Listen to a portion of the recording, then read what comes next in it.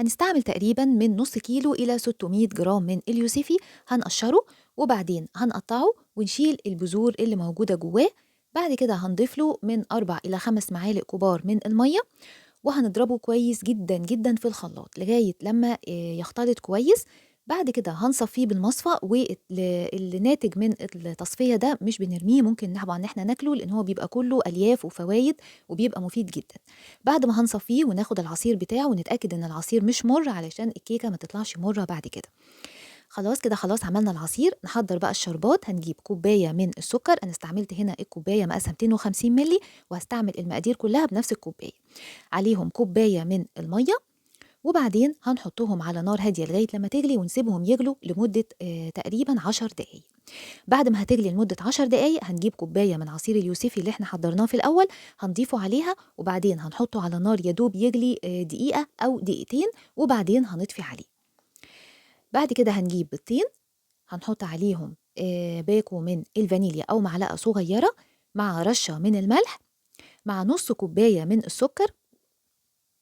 هنضربهم مع بعض كويس جدا سواء بالخلاط أو بالمضرب الكهربائي لغاية لما يتضاعف حجمهم، وبعد كده نضيف عليهم نص كوباية من الزيت، وعليهم 3/4 كوباية من عصير اليوسفي اللي احنا حضرناه في الأول.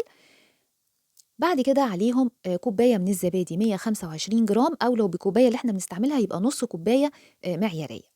بعد كده هنضربهم مع بعض كويس برضو سواء بالمضرب الكهربائي أو في الخلاط. كده خلصنا خلاص مرحلة الخلاط. هنجيب بقى المكونات الجافة، كوباية من سميد البسبوسة، هنحطها ونبتدي نقلب كده بالراحة لغاية لما تختفي. وبعدين هنحط كوباية من الدقيق المنخول، هنحطه بالتدريج شوية كده، ومعاهم معلقة كبيرة أو باكو من البيكنج باودر 16 جرام. هنقلب بقى الدقيق كده شوية بشوية لغاية لما نخلص كوباية الدقيق كلها. بعد ما خلصنا الدقيق خلاص وقلبناه، هيبقى الخليط بتاعنا بالشكل ده، بيبقى سايل شوية. هنجيب صينية الفرن، هنحط فيها شوية من السمنة أو من الزبدة، وهنوزعهم كويس جدا. الصينية دي مقاسها 28 سنتي. بعد كده هنرش فيها شوية من سميد البسبوسة اللي احنا استخدمناه في تحضير الكيك، وبعدين هنجيب الخليط وهنصبه فيه، وهندخلها فرن سخن حرارة 180 درجة على الرف اللي في النص. الحرارة من فوق ومن تحت بتاخد تقريبا من 20 ل 25 دقيقة.